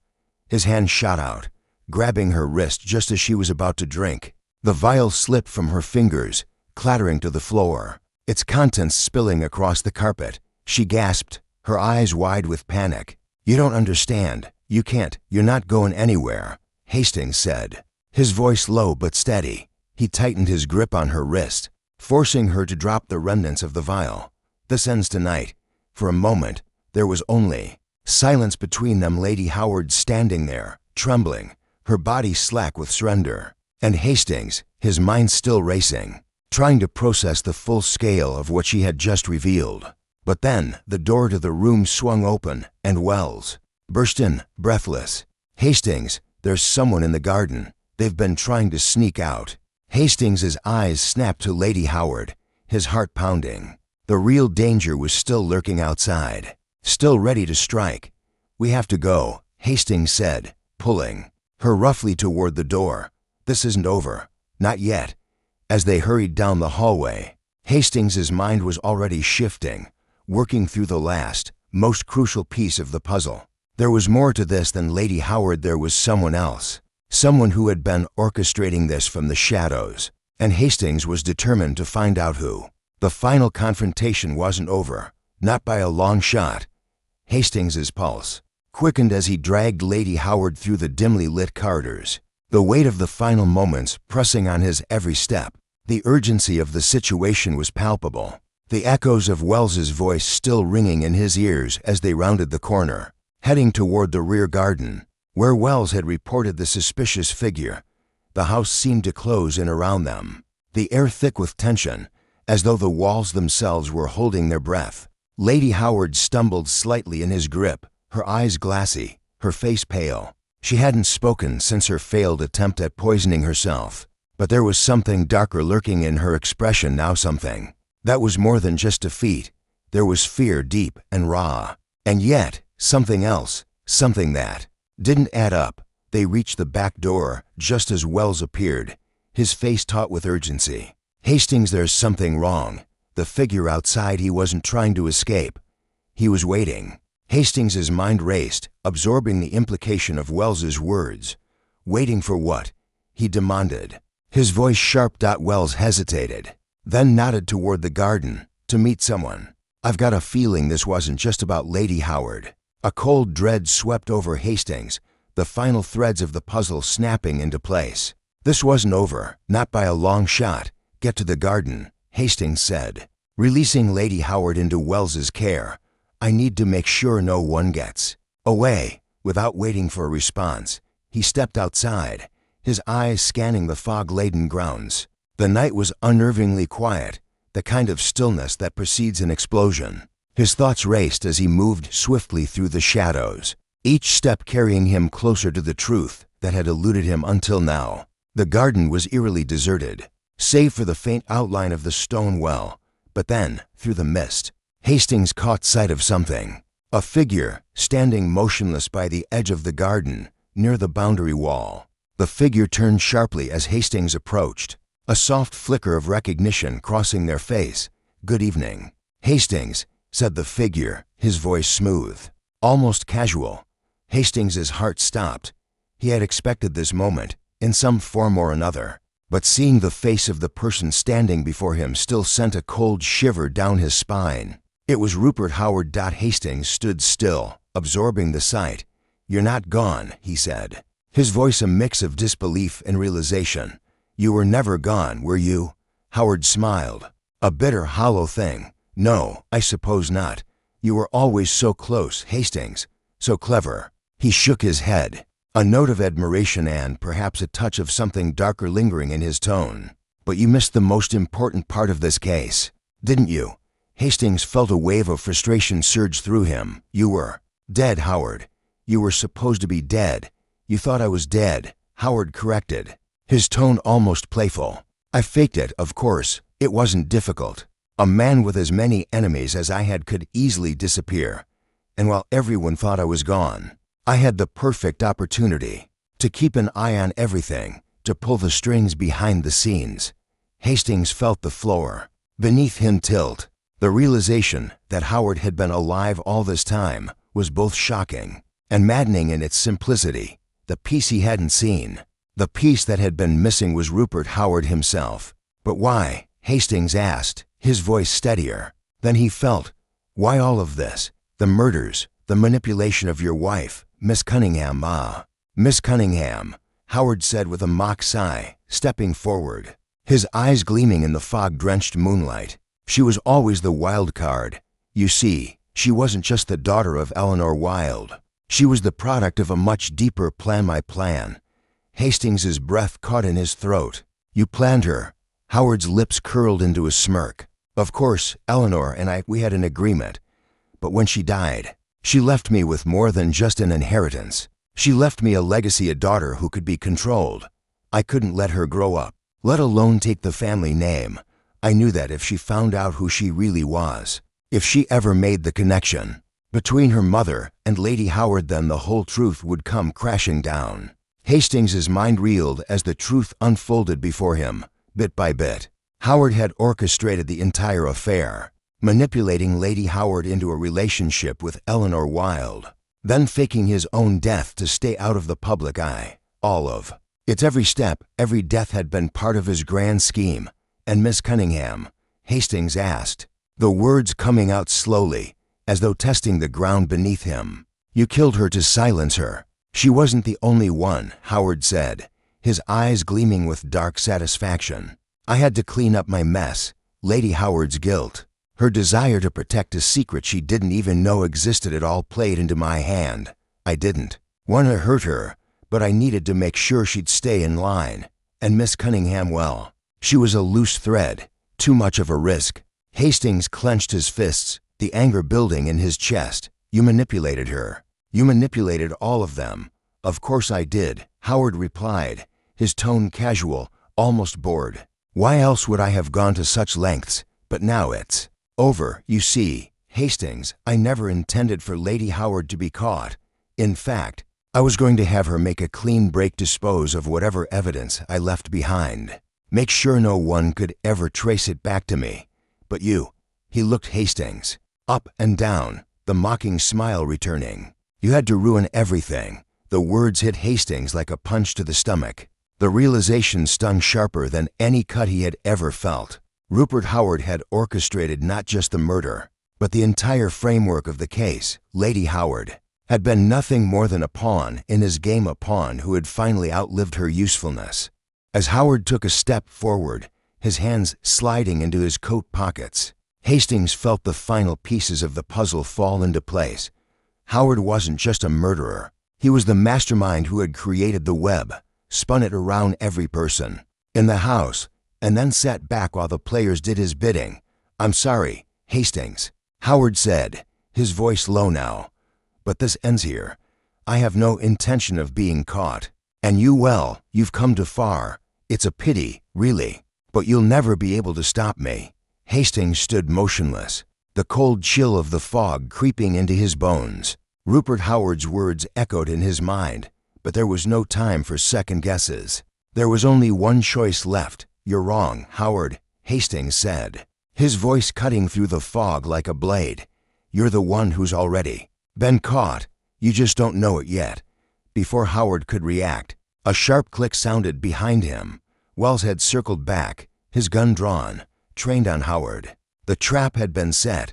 Drop it, Howard, Wells said, his voice cold. It's over. For a moment, Howard seemed to consider his options, his eyes darting from Hastings to Wells, calculating, weighing his escape. But there was no escape. No more lies, no more manipulation. Howard finally lowered his shoulders, the weight of defeat crashing down on him. Slowly, he raised his hands. You think you've won, don't you? No, Hastings said, stepping forward, his eyes never leaving Howard's face. We've just finished playing your game. Now you'll face the consequences. And as the handcuffs clicked shut around Howard's wrists, Hastings realized the truth. The last-minute twist had never been the plot itself. It had been Howard's arrogant belief that he could pull the strings forever. But in the end, it was his own hubris that had undone him. The game was over. The arrest of Rupert Howard should have been the end. But as Hastings stood there, watching the fog roll in over the garden, a gnawing feeling settled deep in his gut. Howard was in custody. Yes, and Lady Howard was secured, her twisted involvement now fully exposed. But something about the resolution felt incomplete, like a missing piece of a puzzle that would never quite fit. The faintest sound behind him broke his concentration. He turned to see Wells, his face shadowed with concern, emerging from the mist. His eyes met Hastings's, and for a moment, neither of them spoke. Is it over? Wells asked quietly, though there was something in his tone that suggested the question was more rhetorical than genuine. They both knew the answer. Nothing was ever truly over, not in their world. Is it ever? Hastings replied, his voice measured but tinged with an unspoken doubt. No, it's not over. Wells nodded, stepping closer. He glanced over his shoulder, where Lady Howard was being escorted back into the house, still under the watchful eyes of the constables. I don't get it, he murmured. Howard's caught. He'll stand trial. Lady Howard's already confessed to her part. So why do I feel like there's still more to this? Hastings took a deep breath, his eyes fixed on the place where Howard had stood moments before. Because, Wells, he said slowly, Howard wasn't the only one pulling the strings. There was someone else, someone who still has answers we don't have. And that someone slipped away in the chaos. Wells blinked, confusion flickering across his features. You mean someone else was involved? Hastings turned, his gaze sharp, as if he were seeing everything with new eyes. It's more than that. It's not just about who was involved, it's about who wasn't. He paused, watching the movement inside the house, then added, and who disappeared under the radar when it counted most. The words seemed to hang in the air, weighty and unsettling. Wells's face tightened as he absorbed the implication. You think Howard had help? Someone on the inside? Hastings nodded, his expression grim. The way Howard maneuvered everything, the carefully laid plans, it all points to someone with more resources than just him. He had helped setting up the entire facade, the deception, the murders. It was all part of a far larger game. But now, we've missed something critical. Wells frowned, the pieces of the puzzle beginning to form in his mind. But we've checked the house top to bottom. Lady Howard's confession, Howard's arrest, everything fits. What did we miss? Hastings turned to face him fully now, his eyes intent. It wasn't what was in the house. It was something we didn't see coming. Someone who had the access, the motive, and the ability to slip away without leaving a trace. A shiver ran down Wells's spine as the realization dawned. You don't mean? His voice trailed off. Hastings met his gaze with a dark, knowing look. I do. I mean the one person no one ever suspected. The one person who had the most to gain from all of this. He swallowed hard, his next words coming out in a tight whisper. Edward Cunningham. The name hit like a thunderclap. Wells, think about it. Hastings continued, his mind working in overdrive. Edward Cunningham had been hiding in plain sight the whole time. His daughter, Miss Cunningham, was the key. She had unknowingly held a secret that tied everything together, the connection to Eleanor Wilde. But more importantly, she had been the final piece of the puzzle for Howard. And when she began asking questions, too many questions, she became a threat. Wells's eyes widened. You think Cunningham helped orchestrate all of this? But why? What could he possibly have to gain? Revenge, Hastings replied, his voice chilling. Cunningham wasn't just another grieving father. He had a much deeper connection to the entire mess than anyone realized. He knew about Lady Howard's affair with Eleanor. He knew about her involvement in his daughter's fate. And he knew just how to manipulate the situation to his advantage. Wells shook his head in disbelief. But Cunningham was at the house. He was right there with us during the investigation. How could he have been the mastermind behind everything? Hastings's face hardened. That's exactly what he wanted you to think. His involvement was subtle, almost invisible, but it was there. He was the one who pushed Miss Cunningham closer to the truth. He was the one who subtly directed her questions, encouraging her to dig deeper into her mother's past. And when she uncovered the final piece of the puzzle, he knew she had to be silenced. But he didn't kill her, Wells interjected. Lady Howard did. She confessed. Hastings's lips twitched, as if he were barely holding back a smile. That's exactly what he wanted everyone to believe. Lady Howard did kill her, but it wasn't her idea. Cunningham orchestrated the entire thing. He used her guilt and her obsession with keeping Eleanor Wilde's secret hidden to manipulate her into the crime. By the time she realized what she was doing, it was too late. The murder was already committed, and Cunningham had what he needed. Wells stared at Hastings, the pieces falling into place with an eerie clarity. But how? How did he manage to escape? He didn't escape, Hastings said, his voice growing darker by the second. He's still here. in plain sight, and while we were chasing shadows in the house. He slipped out through the back door, blending in with the chaos. A sudden realization struck Wells. You think he's still here somewhere in the house? Hastings's gaze never wavered. Uncertain of it. He's been playing us all along, and now that Howard's caught, he's free to walk away without anyone ever knowing the truth. Wells's face went pale. But what about Lady Howard? She confessed to everything. Hastings turned his attention back to the house, his thoughts unraveling the last twist of the case. Lady Howard's confession is part of the game, Wells. She's been so convinced of her guilt that she hasn't questioned the real story. She believes it all fits, but there's more to it. Cunningham set her up perfectly, using her to shield himself from suspicion. The air felt heavy now, as if the very walls of the house were closing in. We need to find Cunningham, Hastings said with cold finality, before he vanishes again, before this entire case slips through our fingers. Together, Hastings and Wells moved back toward the house, the fog swirling around their ankles, the sense of urgency growing with each step. They knew they were running out of time. The truth they had worked so hard to uncover was just the beginning. The real game, the one they hadn't even seen coming, was only just beginning to unfold. And the stakes were higher than ever. The final confrontation wasn't about Lady Howard. It wasn't about Howard's twisted schemes. It was about a man who had been living in the shadows, pulling strings and using others to get what he wanted. And now, Hastings knew, he would stop at nothing to ensure his own freedom. The detective's mind raced as he prepared for one final confrontation, the one that would decide everything. This time, justice would not be served without a fight. The moon hung low in the sky, casting an eerie glow over the garden as Hastings stood at the edge of the house, his eyes scanning the fog-choked horizon. It had been hours since the final confrontation, since Cunningham had disappeared into the night like the shadow he truly was. The case was, for all intents and purposes, closed. Rupert Howard would face trial. Lady Howard's part in the sordid affair had been exposed, and Miss Cunningham's death, although tragic, had been avenged.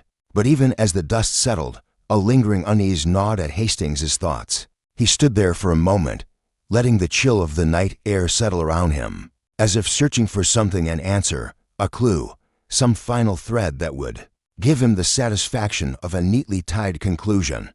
But the more he thought, the more he realized the puzzle had never truly been complete. Wells, having remained inside to oversee the final steps of the investigation, approached from behind. His footsteps were soft on the damp earth, but the sound of them seemed to echo in the stillness of the night. "You all right?" he asked, his voice breaking the silence. Hastings turned, offering a faint smile, though it didn't reach his eyes. "Yes," he said, his voice distant. "But something doesn't sit right with me." Wells raised an eyebrow. "The case is wrapped up. Howard's going to face the music. Lady Howard's admitted everything. Cunningham's disappearance won't stay hidden for long. What's left to question? Everything, Wells." Hastings replied, his voice low and filled with an unspoken tension. "It's all a bit too clean, too perfect." Wells chuckled. "You're not suggesting we've been led astray again, are you? I mean, Cunningham's escape. That's a whole other mystery, but the rest of it all checks out. That's what worries me," Hastings said, his gaze narrowing as he stared out at the garden. "Everything checks out, too perfectly, too easily." Wells stepped closer, sensing the change in his companion's demeanor. "I don't follow." "There's one thing," Hastings began, his voice becoming more intense, "that I never told you. The thing I didn't feel comfortable mentioning until now." He paused, his thoughts swirling before he finally spoke the words that had been hanging over him like a cloud. "The night Miss Cunningham was killed, I saw something, heard something that didn't add up." Wells frowned, stepping closer to Hastings. "What do you mean? You never said anything about hearing something." Hastings shook his head slowly, his mind circling back to that moment, the moment when he had first stepped into the room where Miss Cunningham had met her end, the strange hush that had fallen over the house, the way the air had thickened as though a storm was about to break. "I heard a voice," Hastings murmured, almost to himself. "It wasn't Lady Howard's. It wasn't even Miss Cunningham's." Wells stiffened. "Who then?" Hastings turned to face him, his expression heavy. "I don't know. It was faint, but it was there." A whisper. "I didn't think much of it at the time. I was too focused on the obvious leads. But now, with everything settled, I can't help but wonder if I missed something, or someone." Wells stared at him, his face pale under the moonlight. "You think there's someone else involved in all this? After everything that's happened, I don't know," Hastings admitted, his voice heavy with the weight of his uncertainty. "But there's something in the way everything unfolded. How convenient it was that the final pieces fell into place so easily. There's a rhythm to it, a pattern I can't ignore." Wells shifted, clearly uncomfortable with the unsettling notion that a whole new mystery might be waiting to reveal itself. "So what now? We just wait for the next shoe to drop." Hastings's eyes met his, dark and resolute. "I don't know," he said quietly, "but something tells me we haven't seen the end of this. Not by a long shot." The wind picked up, rustling the trees and sending a shiver through the air. Hastings turned back toward the house, his thoughts churning, but his mind unable to shake the suspicion that the answers were still out there. The lingering whispers of something or someone still hiding in the shadows, waiting for its turn to be uncovered. As he began to walk back toward the house, Wells beside him, he could feel it, that familiar sense of unfinished business, a nagging feeling that would follow him for days to come. The case, the people involved, the motives, it was all starting to feel like one of those old, unsolved puzzles that haunted him long after the answers had been given. They passed through the front door, and the noise of the investigation's aftermath filled the air. Constables and officers were busy wrapping things up, securing evidence, and finalizing reports. But Hastings couldn't shake the feeling that, somewhere in the background, there was another game being played, one that none of them had yet discovered. Inside, Lady Howard was being escorted to a carriage, her head held high despite the humiliation and guilt that would undoubtedly follow her for the rest of her life. For a moment, their eyes met, and Hastings saw a flicker of something in her gaze, something darker than the grief she'd been carrying. But that was a question for another time, for another case. Wells, noticing Hastings's distracted look, placed a hand on his shoulder. "You'll figure it out, Hastings. You always do." But Hastings didn't respond. Instead, he glanced at the door that led to the study where the final evidence had been examined. His eyes narrowed, and he felt a shiver crawl down his spine. Something wasn't right. He turned away from the chaos in the house, his thoughts racing. There was one last thing he needed to check, one last thread to pull, before the mystery would truly be solved. The detail that had been there all along, but had never seemed important until now. He turned back to Wells, his voice low but urgent. "I need to look at the letters again, the ones Cunningham sent." Wells frowned, confusion crossing his face. "The letters? Why now?" Hastings's gaze fixed ahead, his mind already working. "Because there's something about them, something I missed."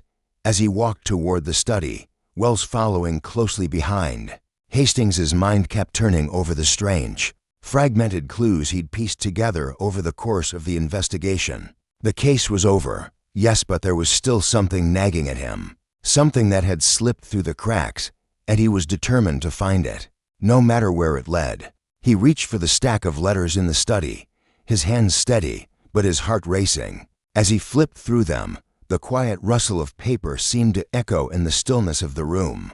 There it was, buried in one of the last letters, the same symbol, the same cryptic message he had seen earlier, before everything had fallen apart. It wasn't just a pattern, it was a signature, and it wasn't Rupert Howard's. The case might be closed, but this was only the beginning, and the detective knew, with absolute certainty, that the next mystery was already waiting.